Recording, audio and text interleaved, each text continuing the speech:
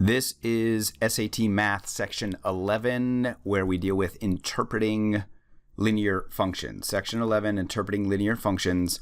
What we do in this section will build heavily upon what we've done in the preceding sections, especially the graphing linear equations section. If you are not familiar with that information in that section, you will need to be before doing Section 11. What we are talking about when we talk about interpreting linear functions are those questions. If you've taken any SAT practice test, you've certainly seen these, where a question will give you a certain function or model, and then they will ask you what the meaning or best interpretation of a certain number or variable in that model is.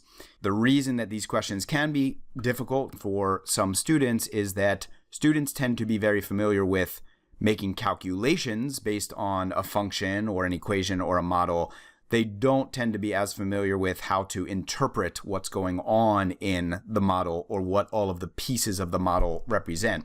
When I talk about making calculations based on a function, what I mean is what we're going to do in example 1. You might want to pause the video and try this one on your own.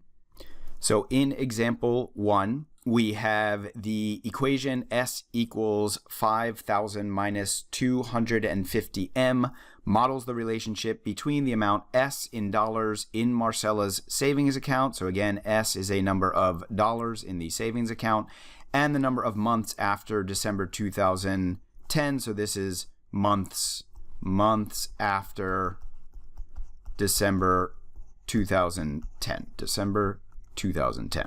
Example 1a asks us how many dollars will Marcella have in her account in February 2011. So what do we do here? We have to find out how many months M after December 2010 February 2011 is, and that should be 2, but I'm going to write this out just in case. So what do we have? We have 12 2010, then 1 month after would be 1 2011, that's January 2011, and then we would have February 2011. So 1 month, 2 months. So that means that M is 2, and we take that 2 and we plug in 2 for M, and we get that S equals 5,000 minus 250 times 2, which is 5,000 minus 500, and we get 4,500. So 2 months after December 2010, in February 2011, Marcella will have $4,500 in her account. The next question says, in what month and year will Marcella have $0 in her account? That $0 is an amount S that she has in her account. So I'm going to throw that 0 in for S this time, and then I'm going to solve for M, add the 250M, add the 250M, and I get 250M equals 5,000. I'm going to divide both sides by 250 to get the M alone. Easiest way to do this, this is a no calculator question, so I've got to do this without a calculator. Let me cancel those zeros. I know that 25 into 50 is 2, and then there's the 0 hanging out there, which means this is going to equal 20. So 20 months after December 2010, Marcella will have $0. I just now need to figure out what 20 months after December 2010 would be. I'm going to break this down into 2 steps. So December 2010 to December 2011, that would be 12 months. So now I need to go 8 more months. So what would I do here? 1 month after 1 month, so 1 more month after December 2011 would be January 2012. So that would be 1 month after, which means I could just do 2 months would be February. I need 8 months after, right? Because 12 and 8 would equal the 20. So here's the 12 months. 8 months later, it would be August. August is the 8th month of the year. 8 months later, it would be August. So August 2012. It looks like in August 2012, Marcella will be broke, unfortunately.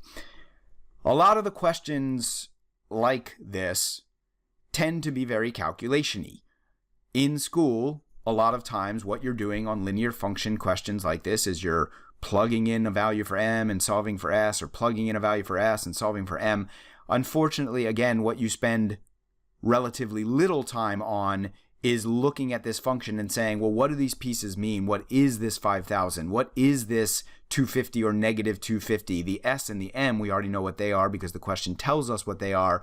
But again, when it comes to these numbers, when it comes to these constants, sometimes it can be a little bit difficult for students to verbalize what those values, what those constants mean in the context of the linear model. And that's what we need to go over in this section, because you will see at least one, if not a few questions on every test that require you to verbalize what certain parts of a function mean. Down at the bottom of the page, we throw out a few of the types of models that you see. There can be linear models, there can be quadratic models, there can be exponential models. In this section, we are just dealing with linear models, and quite honestly, the vast majority of function interpretation questions will deal with linear models. You will, however, see an occasional quadratic or exponential interpretation question. We will deal with those types of functions in a different section. You might want to pause the video and just look over this chart just to get a feel for the various things that College Board could ask you to do. At the top of the next page, we need to reiterate what the different forms of a linear function or equation look like. Again, you may want to pause the video and do these on your own. We've done these a couple of times in other sections, so you should be familiar with these now. Slope-intercept form, y equals mx plus b. Slope-intercept form is probably the most common form you will encounter on the test. Standard form is ax plus by equals c. Point slope form is y minus y1 equals mx minus x1. The most important parts of, really of any of these are going to be the slope and the y-intercept. In a previous section, we talked about how to get slope and y-intercept from standard form. I will reiterate that now. We know that our slope is negative a over b, and our y-intercept, little b, is c over b. We can use the a, the b, and the c to determine the slope and the y-intercept. So yes, of course, slope m and y-intercept b are going to be extremely important. We are, after all, dealing with lines here. You may also want to know that in point slope form, these two guys in these two positions, the x1 and the y1, represent any point on a certain line. So if you were to see something like y minus 0 equals mx minus 2, you would know that the point 2, 0 is on the line. If you saw something like, obviously m would be some other value here. If you saw y plus 1 equals m parentheses x minus 4, you would know that the point 4 would be an x value on the line, and negative 1, this would be y minus negative 1, y minus negative 1. So 4, negative 1 would be a point on the line. In point slope form, we know that what is here and what is here, those two values are any point on a certain line. In terms of the methods that we have available to us to solve these interpretation questions, we have a few methods that we're going to go over in this section. The first of which, and probably the most common, is the rearrange and matchup method. So one of the things that happens on these questions is College Board will not always give you the linear function or linear model in a common form. They won't give you the model in slope-intercept or standard form. It will be in a jumbled form, in a mixed up form. What you can do to make your job easier, to make interpreting easier, is you can rearrange the model into one of the common forms, look at what position each part of the model occupies, and then possibly involving unit identification, you should be able to verbalize, you should be able to describe what each part of the model is doing, what each part of the model means. Let's take a look at example 2. If you want to try this question on your own, feel free. However, because this is the first time we're doing interpretations, you might want to work through this with me. In example 2, we have, in a study, a botanist measures the surface area of the leaves of a certain plant over the course of a year. She finds that the leaves' average surface area, A, in square centimeters, so A is the surface area in square centimeters. W weeks after the start of the study can be approximated by the equation above, so this is a number of weeks here. What is the best interpretation, I'm going to circle this, of 2 as shown in the equation? And a lot of interpretation questions will have this kind of language. They will literally say what is the best interpretation of a particular number. So here's what we're going to do.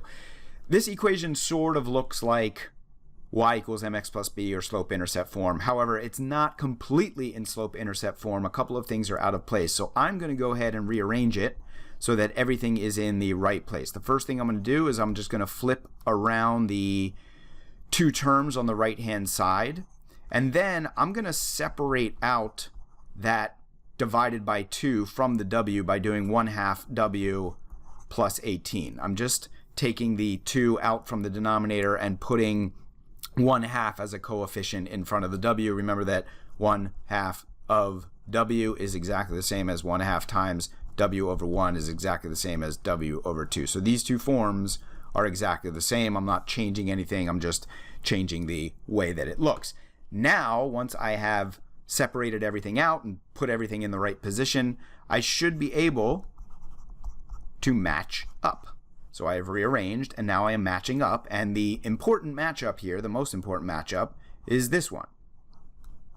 That 1/2 is the slope. 1/2 is the m. I am going to go ahead and highlight the other matchups because these other ones, a couple other ones will be relevant. The A is in the Y position, and the W is in the X position. The 18 is in the B position. So I can now see that, again, A and Y are synonymous, 1/2 and M, my slope, are synonymous, W and X are synonymous, and 18 and B are synonymous. I have now done my matchup.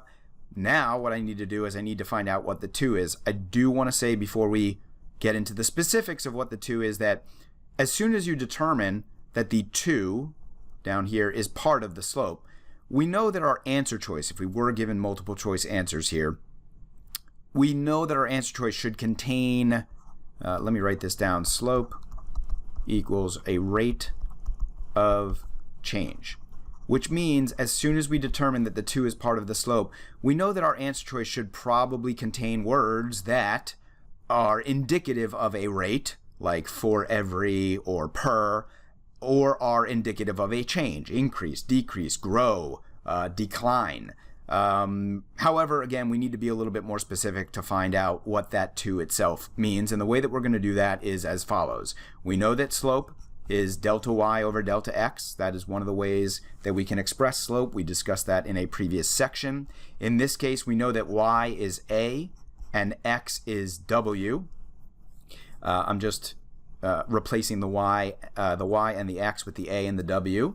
Then I'm going to replace the a and the w with the units that are associated with a and w. This is square centimeters and this is weeks. Okay, surface area is being measured in square centimeters. W is a number of weeks. And now I'm going to write down the slope that we have, and it should be very clear that what's going on here is every 2 weeks we are going to increase the surface area by 1 square centimeter. That's what the 2 is. The 2 is the amount of time or number of weeks it takes for a or the surface area to increase 1 centimeter squared. Let's write that over here, try to squeeze it in. Time in weeks for A to increase by 1 centimeter. So again, what we did here is we rearranged, we matched up, we used our knowledge of slope to figure out what that 1 in the numerator represents, or what that 1 corresponds to, what that 2 in the denominator represents, or what it corresponds to. We used a units-based approach as well, and we found that 1 is the number of centimeters squared that corresponds to a 2-week increase in time. That's the rearrange and matchup method. As I said, probably the most common one that you will use, and very frequently you will be rearranging and matching up to slope y-intercept form. Down at the bottom of the page, I do want to note you just saw an example on which we did not have multiple choice answers, and a lot of the examples in this section will not have multiple choice answers.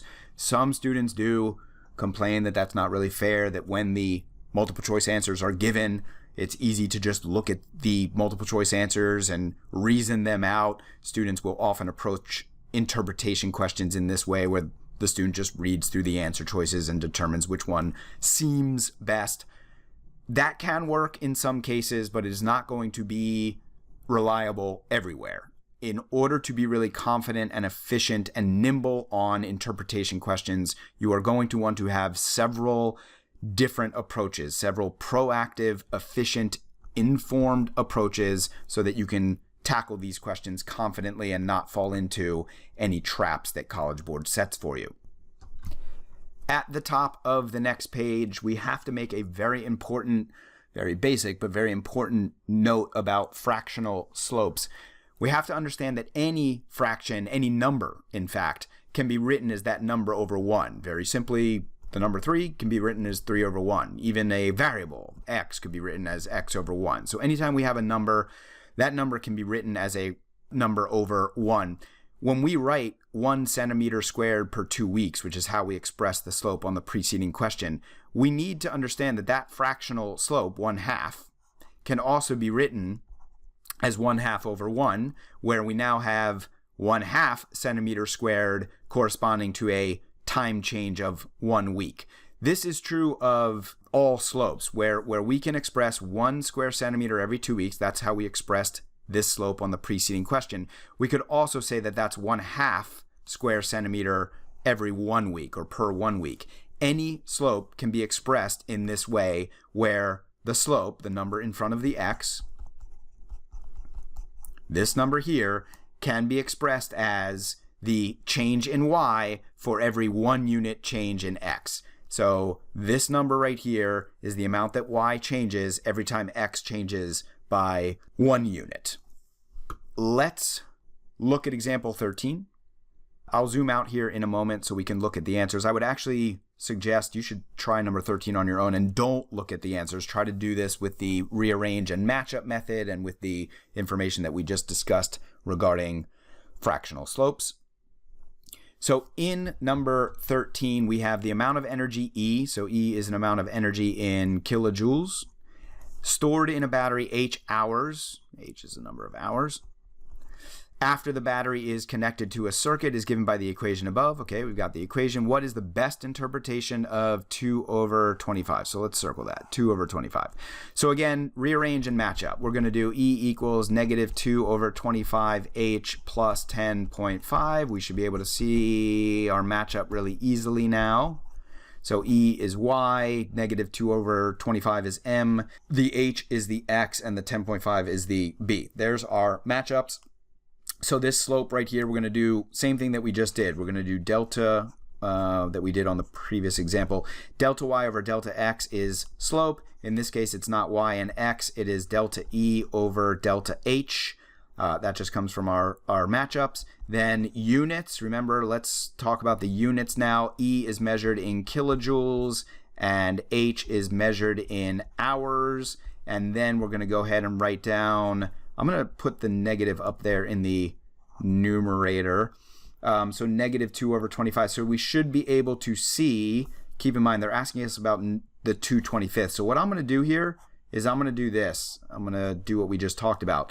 That negative 2 over 25 can be written as negative 2 over 25 over 1. So that now that 1 is a number of hours, and that 2 over 25 is the number of kilojoules. So we should now be able to see that every hour, every 1 hour, the amount of energy stored in the battery will decrease. This is what a negative slope means, will decrease by 2/25 kilojoule. That's what we are looking for in the answers, that the amount of energy in the battery will decrease by 2 over 25 kilojoules every hour. I'm going to zoom out here so we can see the answers, and let's go through them. Answer choice A says 2 over 25 kilojoules stored in the battery at the moment it is connected. That says nothing about a about a rate of change, or that answer choice contains no language like the language that we just described over here.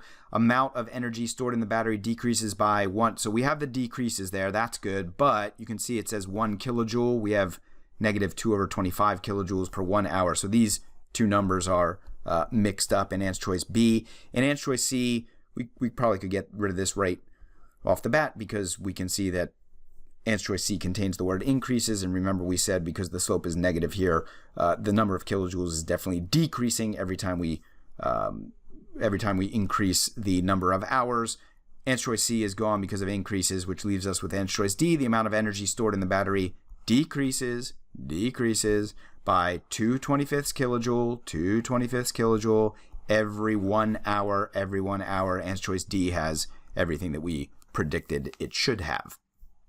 Do want to point out one more time, you notice that answer choices B, C, and D all contain language that would indicate a rate or some sort of a change. And remember, as soon as we determined that the negative 2/25 was the slope, we knew that our answer probably should contain language that indicates a rate or a change or a rate of change.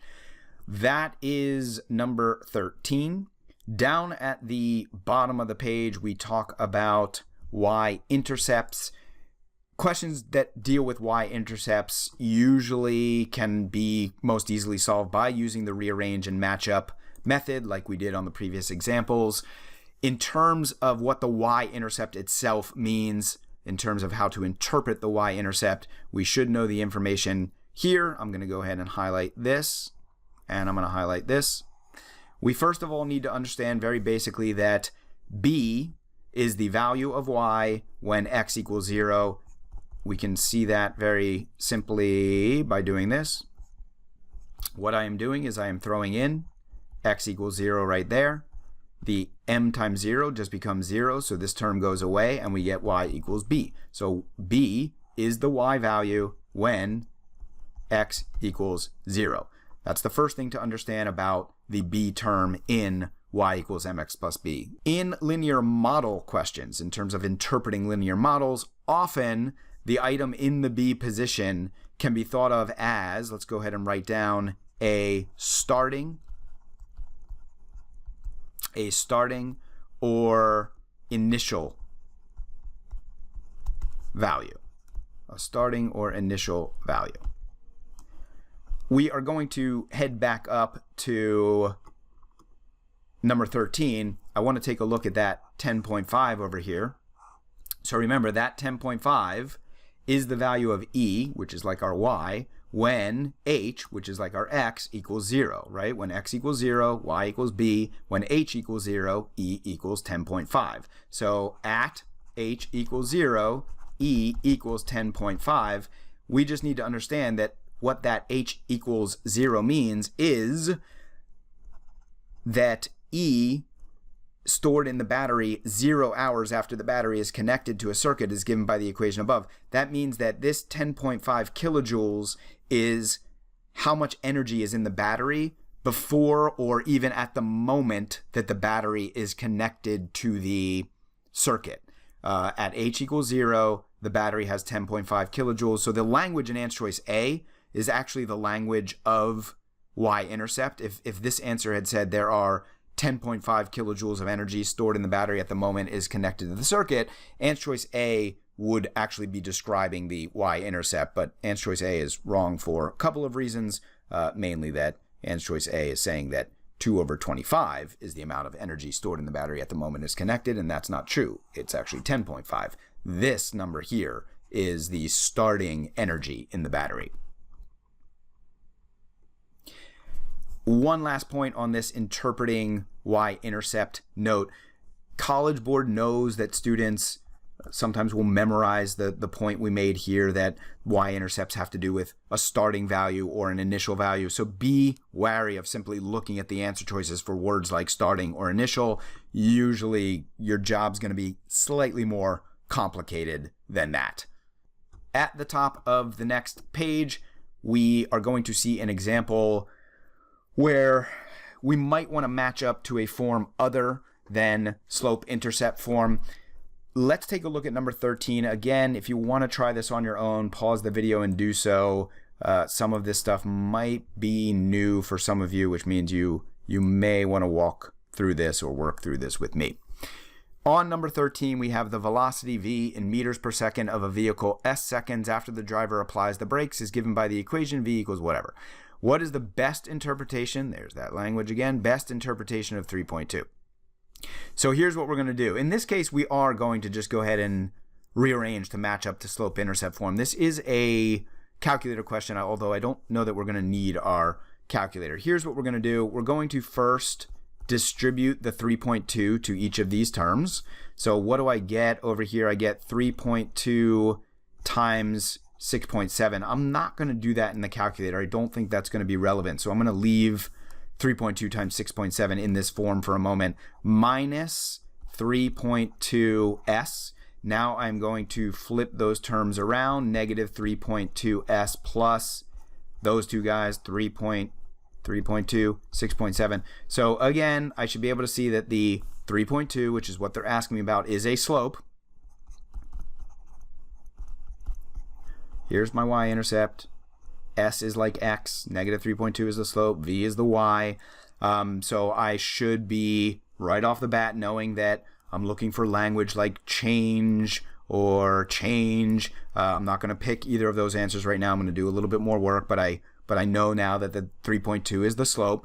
So what do? I'm going to do, as we always do, delta y over delta x equals delta v over delta s equals delta, now the units. V was a velocity in meters per second, so that's change in meters per second, over change in s was a number of seconds, so that's change in seconds. And I know that this is negative 3.2 over 1, so I can see that my velocity is decreasing by 3.2 meters per second every 1 second. So 3.2 is the change in velocity every 1 second. Answer choice A, vehicle takes 3.2 seconds to stop. That's not what I said. I said 3.2 was a change in velocity, not a number of seconds. Position of the vehicle changes 3.2 meters. No, 3.2 was not a number of meters. It was a velocity, meters per second. The velocity, now I'm getting somewhere, of the vehicle changes by 3.2 meters per second every second. That's good. 3.2 meters per second, 3.2 meters per second every 1 second. Every 1 second. Answer choice C looks really good. Velocity of the vehicle just before the driver applies the brakes is 3.2. No, that language looks a little bit more like y-intercept language, like an initial velocity type of language. The answer here has got to be C. C is what we predicted from our work. On the next question, example 3, we are going to actually match this one up to point slope form. If you're not familiar with point slope form, I would definitely work through this example with me. If you want to take a shot at this on your own, go ahead and do it.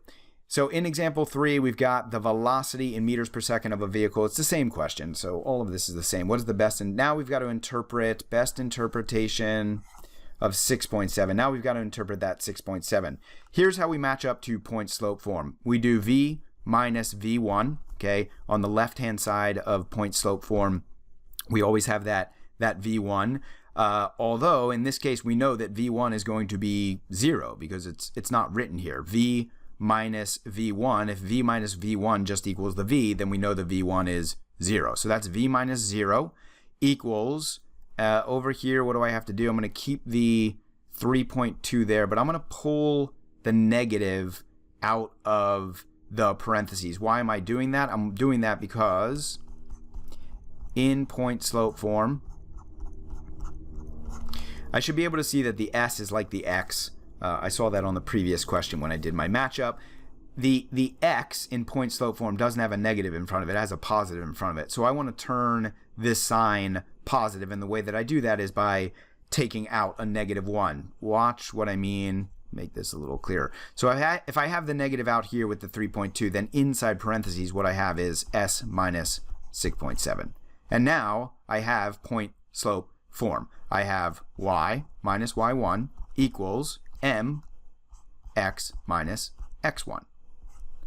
And what I should be able to see about that 6.7, what I should be able to see is that the 6.7 here and the 0 here, the in point slope form, probably should have said this at the beginning, y1 and x1 are the coordinates of any point on the line. Any point on the line could be plugged in for x1 and y1. So x1 and y1, x1 comma y1 is just any point on this line. So I know that the point 6.7 comma 0 is on this line. This 6.7 is an x value on the line. This 0 is a y value on the line, which means I now know from my units that 6.7 is a velocity.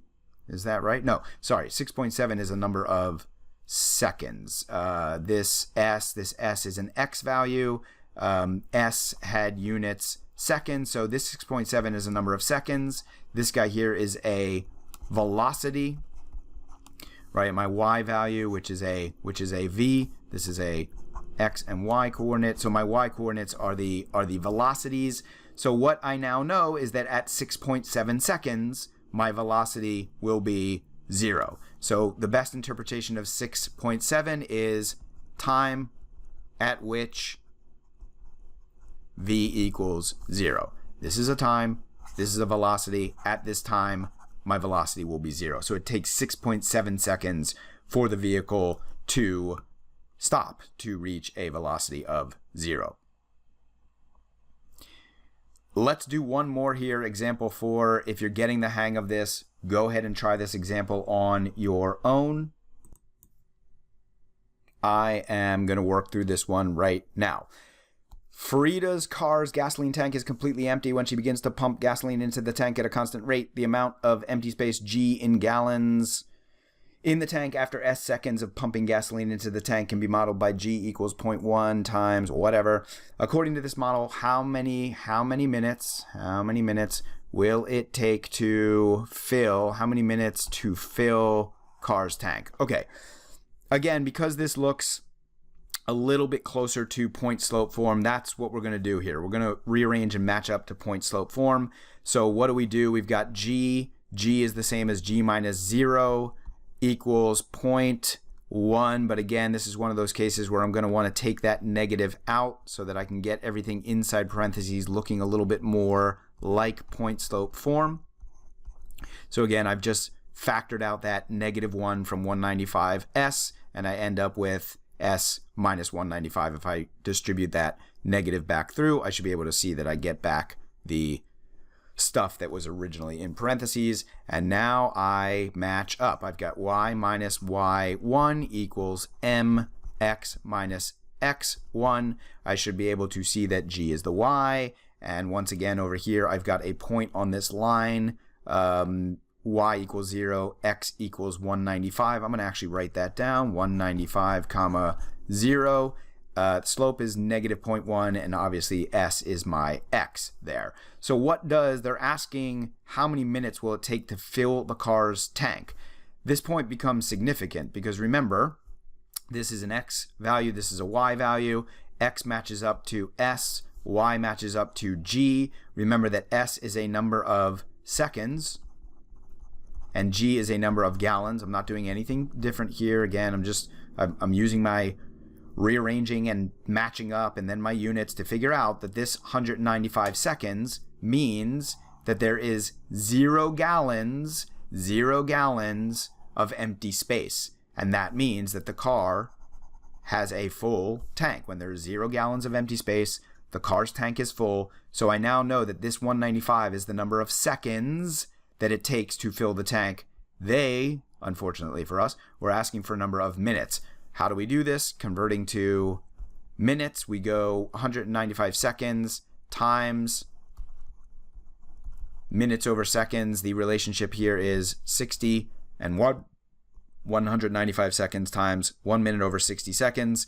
Seconds will cancel and we'll end up with minutes. 195 over 60. We do have to do this without the calculator. So 60 goes into 195 3 times. That takes us up to 180.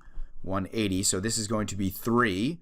And then left over is what? 15 seconds, right? 195 minus 180, that's 15 seconds left over. 15 seconds, we should all know that 15 seconds is 1/4 of a minute. We could do another conversion there if we wanted to, but I don't think it's necessary. 15 seconds is 1/4 of a minute, so this is 3 1/4 or 3.25. We could also answer in improper fraction form, but I'm going to write down 3.25 minutes. So again, what we did is we matched up to point slope form. We saw that 195, 0 is a point on the line. 195 is the number of seconds. 0 is the number of gallons. More specifically, it is the amount of empty space in gallons. 0 gallons of empty space means the tank is full, and therefore the tank is full at 195 seconds, which is equivalent to 3.25 minutes.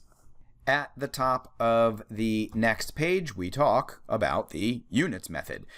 From the previous examples, you know that units are important on these questions, so you should already have some sense of how we would use units on interpretation questions. Here we're going to take almost a primarily or exclusively units-based approach to these questions. In example 5, interpreting linear models using units, this is a no calculator question here, so no using your calculator, although the calculator probably wouldn't be all that helpful here. Anyway, if you want to take a stab at it, pause the video. The equation 8.5C plus 4B equals 29 is true if Esmeralda purchases C pounds of coffee and B pounds of ground beef at a market where coffee costs $8.50 per pound and ground beef costs $4 per pound. According to the equation, how much does Esmeralda spend in total when she purchases both at this market? So how much spend in total? That's what we need here. We need to find out how much she spends in total. Again, some of you might be able to look at this and right away know what the right answer is. We are going to work through this with a units-based approach. So the first thing that we are going to do is we are going to write 8.5, that is per pound. So that is dollars per 1 pound. And I am multiplying that by C. And remember that C is in pounds. They say C pounds of coffee. So this is C pounds. So before I move on to my next term, or terms, I might want to be able to see here that these two units are going to cancel, which means that 8.5 times C is going to end up having units dollars, right? This whole term right here, the 8.5C, the pounds are going to cancel out, which means that 8.5C is a number of dollars. Then when we add to that 4B, very similar here, we've got $4 per 1 pound, and we are multiplying by a number of pounds. Again, those guys are going to cancel, and 4B is going to be a number of dollars, which means we know when we add dollars to dollars, we must get dollars over here. There's no other thing you can get. You add dollars to dollars, you have to get dollars. So this 29 is a number of dollars, and in fact, if this 8.5C represents the number of dollars that we are spending on coffee, and this 4B is the number of dollars that we are spending on beef, then when we add the number of dollars we spend on coffee to the number of dollars we spend on beef, we are going to get the total amount that she spends when she purchases both coffee and beef, which means it was that 29 hanging out right there that is the total that she spends on the coffee and beef. The 29 represents the total amount that she is going to spend when she purchases both those items. Let's do one more, example 6. Again, if you feel like you have the hang of it, pause the video and do this on your own. A bowl contains 500 grams of a mixture of sugar and flour. You can see the 500 right there, so that's a number of grams. The equation above shows the possible amounts in tablespoons of sugar and flour. What is the mass in grams of 1 tablespoon of flour? So mass, 1 tablespoon of flour. So again, let's start breaking this down by units. The 12.5, we don't actually know what those units are quite yet on the 12.5, the coefficient in front of the S, but we do know that we are multiplying that by a number of tablespoons of sugar. They tell us that S is the number of tablespoons of sugar. So I'm going to write TB table, I don't know what the hell the abbreviation for that is. So I'm just going to write tablespoons. So great, we'll leave it at that for a moment, plus 8.5. Again, don't know the units on that quite yet, but we do know that we are multiplying by F tablespoons. I'm going to go shorter on this one. F tablespoons of flour, and we know that this 500 on the right is a number of grams. They tell us that right here. That is a number of grams. So the problem here is we've got tablespoons and tablespoons. We can't add tablespoons to tablespoons and get grams. That doesn't make any sense. That's like adding peaches to peaches and getting cars. So we have to make our units work here. How would we make our units work? We would make our units work by making both of these terms, the 12.5s and the 8.5f, equal to grams. And the only way that we can do that is by making the units of the 12.5 and the 8.5 grams per tablespoon. Grams per tablespoon. Because if we do that, tablespoons cancel out, and we are left with grams and grams and grams. So it should be clear that the 12.5 is the number of grams per tablespoon of sugar, and 8.5 is the number of grams per tablespoon of flour. They were asking us for the mass in grams of 1 tablespoon of flour. Should have circled that. That's over here. This 8.5 is the mass in grams per tablespoon. 8.5 grams per one tablespoon of flour. We know that the 8.5 is associated with flour. That right there is the answer to the question. The mass of 1 tablespoon of flour is going to be 8.5 grams. 8.5 grams. And that is how we use units to interpret linear models.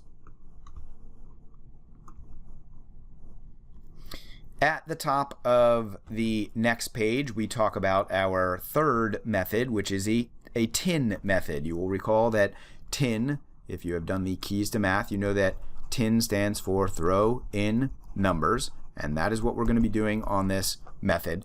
The tricky part about tinning on these questions is it's sometimes a little hard to see what numbers to throw in. What numbers you throw in will really depend on the question. But either way, when you do throw in numbers, you likely will make things a little bit more concrete for yourself and therefore make it easier to interpret what's going on in the model. 3 suggestions, 3 types of numbers to consider throwing in on model questions would be your own values that you've sort of picked out of the air. You could throw in 2 and 3 or 5 and 10. You could possibly throw in 0 for x. Remember, when you throw in 0 for x, you produce the y-intercept. You might want to throw in 0 for y to produce the x-intercept. You might also want to throw in a value that is actually given in the question itself. Again, which of these numbers or types of numbers you choose to throw in will depend upon the question. Let's take a look at a couple of examples so that we can see how this works. In example 7, let's go ahead and read it all the way through.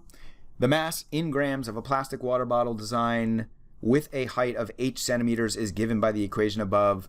By how many grams does the mass of the bottle increase for every centimeter of increase in the height? So by how many grams mass increase for every centimeter increase in the height? That's what the question is asking. So you notice right here it says every centimeter increase in height. H is the height. They tell us that right here. They tell us that H has a unit of centimeters. So for every centimeter increase in height, why don't we just pick a value for H, plug it in, then pick the next value of H. In other words, we'll increase H by 1 centimeter, and we will see what the effect is on the mass. That's what the question's asking us. By how many grams does the mass increase? So I'm going to make this really easy. I'm going to make H equal to 0, and then I'm going to make H equal to 1. Well, when H is 0, my mass is simply m equals 14.2 plus 0 over 2, which is just 0, so my mass is 14.2.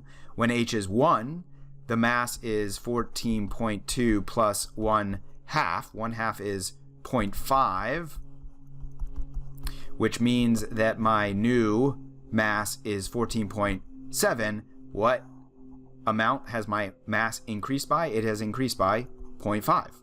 So that's the answer to my question. My mass is going to increase by 0.5 grams every time I increase my height of this bottle by 1 centimeter. So 0.5 grams is the answer here.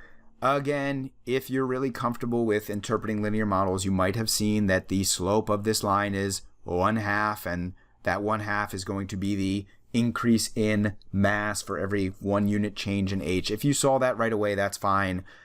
this example also serves to illustrate how tin can help us on these questions to make things a little bit more concrete. In example 8, this one's a little bit longer, a little bit more involved. If you want to try it on your own, go ahead and do so. In this question, we have a business determines that the total operational cost in hundreds of dollars for blah, blah, blah, blah, blah. Pause the video and read this on your own. I don't feel like reading this question. Let's go down to the bottom of the question. So how many months before or after June 1st did the business first activate the machine? Back up here in the question, this phrase right here, I am going to highlight it. You don't necessarily need to highlight it. I'm just drawing your attention to it. So you see we get this language at the time the business first activated the machine. The question tells us that the total operational cost was $0. So really what we're talking about here when the question asks about first activating the machine, we are talking about the operational cost, which they tell us was C. The cost equals 0. So in this case, the question is sort of telling me what to throw in, what numbers to throw in. I'm going to throw in 0 for C because that is the time at which the business first activated the machine. So 0 equals 0.01 20 plus M. And now if I solve for M, I will have the number of months before or after June 1st that the operational cost was 0, which corresponds to the time at which the business first activated the machine. So what do I do here? Well, I could do this a couple of ways, but I'm going to go ahead and divide both sides by 0.01 to get rid of that guy. I get 0 equals 20 plus M. I then subtract the 20, and I get M equals negative 20. In the question, I am told that negative values of M, which is what we're dealing with here, represent M months before June 1st, 2011. So I just found that M was 20, negative 20. So I know that the business first activated the machine 20 months before this date, this June 1st, 2011 date. This is my answer. 20 months before June 1st, 2011, the business first activated the machine, and that was the time at which my operational cost was $0. At the top of the next page, we've got to talk about one final note here. I do want to say before we talk about this example and reciprocal slopes, these types of questions are very rare and they can be quite difficult, although you will see in my solution process here, there's really just something you got to memorize and you'll be okay on these. If you want to try number 29 on your own, go ahead. I'm going to read through it right now. Gustafson's law states that the speed up S of a computation on P processors is given by the equation above, where alpha is known, this is a Greek letter, alpha is known as a constant related to the parallelizability. My goodness. Which of the following expressions equals the increase in the number of processors needed for the speed up test to increase by 1? We're not going to do anything much different here. We're going to do a little bit of a matchup. The equation is already in slope-intercept form. By the way, let's circle which of the following expressions equals increase in number of processors, speed up to increase by 1. Here's what I'm going to do. I'm going to write S equals parentheses 1 minus alpha plus alpha there. So S equals 1 minus alpha P plus alpha. Should be pretty clear from matching up that what I have is this. Let me make that X look more like an X. I've got that my S, which is the speed up, is in the Y position. 1 minus alpha is in the M position. P, the number of processors, is in the X position. And alpha itself is in the B or y-intercept position. So remember what we've said a couple of times in this section, that M, the slope, can be interpreted as the change in y per change in x. But remember, we also said that slope can be, this whole thing can be the change in y per 1 unit change in x, right? We said that a few times here. Well, in this context of this question, the change in y per 1 unit change in x would be the change in s, or speed up, per 1 unit change in p. In other words, if we increase the number of processors by 1, we will find our change in s. The slope here, this 1 minus alpha, means that s will change by 1 minus alpha whenever p changes by 1. Delta s over delta p. Delta y over delta x, in this case, is delta s over delta p. So again, when p changes by 1, s changes by 1 minus alpha. But they are asking us here to increase the speed up by 1. We don't want to increase the number of processors by 1. We want to increase the speed up by 1. A couple ways that we could do this, but here's how I'm going to do it. I'm going to set up a proportion. I know that delta s over delta p has to be 1 minus alpha over 1. That's what I just wrote here. That comes from the slope. I know that in the question they are asking me to change the speed up by 1. So I'm going to set up a proportion that looks like this. 1 minus alpha over 1 equals 1 over p. When I cross multiply, I get p times 1 alpha equals 1. If I want to find what p must equal, here I divide both sides by 1 minus alpha, and what I get is that p, this guy down here, must equal 1 over 1 minus alpha. So again, to change s by 1, p must equal 1 over 1 minus alpha, and that's what they were asking. To change s, speed up, by 1, the increase in the number of processors needs to be 1 over 1 minus alpha, which is answer choice C. Now, just to go a step farther into this, that is always the relationship that you'll need to know for these questions. Remember that originally the m is the change in y per 1 unit change in x. That's what m means. If you want to find the change in x per 1 unit change in y, in other words, sort of the reverse of what we just said, then what you need to do is take the reciprocal of m. This is more easily illustrated maybe with an example here. What I'll do is let's do this simple linear equation, y equals 2x. If we change x by 1, let's say we go from x equals 1 to x equals 2, it should be pretty simple to figure out that y is going to equal 2 and then 4. In other words, y is changing by 2, the slope, every time I change x by 1. So again, that 2 represents the amount by which y will change when I increase x by 1. But if I want to increase y by 1, if I want the increase in y to be 1, well, if I go from y equals 4 to y equals 5, I know that when y equals 4, xx has to equal 2. What would x have to be in order to make y 5? A couple ways I could do this, but probably the easiest way is just do a little bit of algebra. Divide both sides, set 5 equal to 2x, divide by 2, I get x equals 2.5. So look what happened.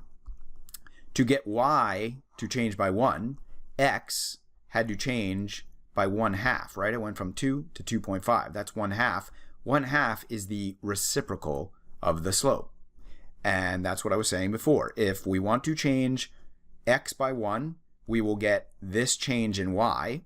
But if we want to change y by 1, we need to take the reciprocal of the slope to find out how much x will have to increase by here. So again, in this question, what we're looking at is that if we change p by 1, we will get a 1 minus alpha change in s. If we change s by 1, we will get a 1 over 1 minus alpha change in p. Again, we just reciprocate when we switch those ones. We just reciprocate the slope. That is it for interpreting linear functions. Again, I understand that some of you may already intuitively know how to interpret linear functions, and that's great for you. I suggest knowing the methods that we discuss in this section very well, so that if you do come across a slightly more elevated, slightly more advanced interpretation question, you have the resources and tools at your disposal that you need to get through the hardest of these questions.